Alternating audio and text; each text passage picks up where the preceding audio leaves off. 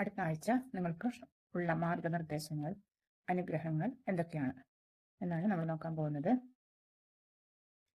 ആദ്യമായി വന്നിരിക്കുന്നത് ജസ്റ്റിസ് കാർഡാണ്. നിങ്ങൾക്ക് ഒരു നീതി ലഭിക്കാൻ പോകുന്ന ഒരു സന്ദർഭമാണ് ഇത്.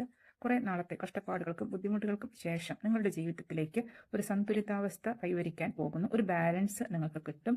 പലതിനെക്കുറിച്ചും വ്യത്യസ്തമായ കാര്യങ്ങൾ നിങ്ങളുടെ ജീവിതത്തിൽ ഉണ്ടെന്നുണ്ടെങ്കിൽ അതിനൊരു ബാലൻസ് കിട്ടും. ചിലർക്ക് ഒരു കോടതി വ്യവഹാരം അങ്ങനെ എന്തെങ്കിലും ഉണ്ടെങ്കിൽ അതിൽ നിങ്ങൾക്ക് അനുകൂലമായ ഒരു വിധി വരാൻ സാധ്യതയുണ്ട്.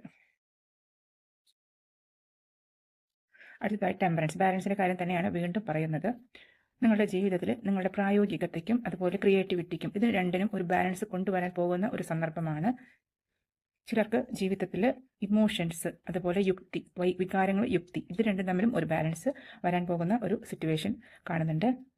അങ്ങനെ അല്ലാന്നുണ്ടെങ്കിൽ നിങ്ങൾ അതിനുവേണ്ടി ശ്രമിക്കണം എന്നാണ് യൂണിവേഴ്സ് പറയുന്നത്.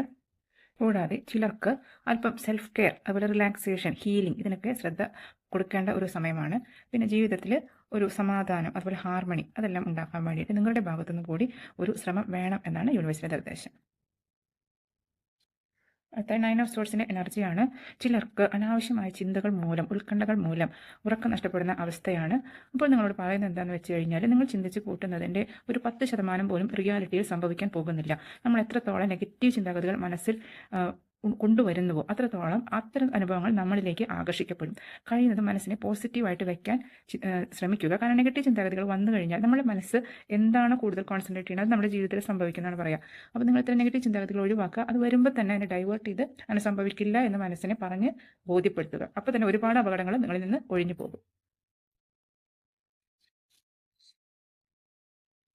2 ഓഫ് സോഴ്സിൻ്റെ എനർജിയാണ്. എന്തോ 2 കാര്യങ്ങളെക്കുറിച്ച് നിങ്ങളുടെ മനസ്സിൽ ഒരു കൺഫ്യൂഷൻ ഉണ്ട്.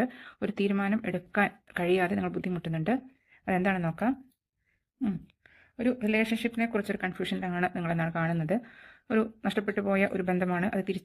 അത് വീണ്ടും ശ്രമിക്കണോ അതോ അത് വിട്ട് കളയണോ എന്നുള്ളൊരു കൺഫ്യൂഷനിലാണ് നിങ്ങൾ. ഇങ്ങനെയുള്ള സന്ദർഭത്തിൽ നിങ്ങൾ യൂണിവേഴ്സിന് സറണ്ടർ ചെയ്ത് കൊടുക്കുക. നഷ്ടപ്പെട്ടതൊക്കെ നിങ്ങൾ യൂണിവേഴ്സ് നിങ്ങളിൽ നിന്ന് നീക്കം ചെയ്തതിന് ഒരു കാരണം ഉണ്ടായിരിക്കും. ഇപ്പോൾ നിങ്ങൾക്ക് നല്ലതിനായിരിക്കില്ല ആ റിലേഷൻഷിപ്പ്, അതുകൊണ്ടാണ് നിങ്ങളിൽ നിന്ന് അത് മാറ്റപ്പെട്ടിട്ടുള്ളത്. അപ്പോൾ നമ്മൾ എന്താ ചെയ്യേണ്ടതെന്ന് വെച്ച് കഴിഞ്ഞാൽ മറ്റുള്ള നമ്മുടെ സെൽഫ് ഡെവലപ്മെൻറ്റിന്, നമ്മുടെ ആത്മാവിന് നല്ല ഗ്രോത്തിന് വേണ്ട കാര്യങ്ങൾ ചെയ്യുക. നമ്മുടെ പേഴ്സണൽ ഡെവലപ്മെൻറ്റിന് വേണ്ട കാര്യങ്ങൾ ചെയ്യുക. അതിൽ കോൺസെൻട്രേറ്റ് ചെയ്യുക. നമ്മുടെ ഗ്രോത്തിന് വേണ്ടി നമ്മൾ ശ്രമിക്കേണ്ട സമയമാകുമ്പോഴാണ് നമ്മളെ ഡിസ്ട്രാക്ട് ചെയ്യുന്ന പല കാര്യങ്ങളും നമ്മളിൽ നിന്ന് യൂണിവേഴ്സ് അകറ്റിക്കളയുന്നത്. അപ്പോൾ അത് മനസ്സിലാക്കി പേഴ്സണൽ ഗ്രോത്തിന് വേണ്ടി കോൺസെൻട്രേറ്റ് ചെയ്യുക. യൂണിവേഴ്സിൻ്റെ നിർദ്ദേശങ്ങൾ പാലിച്ച് മുന്നോട്ട് പോവുക.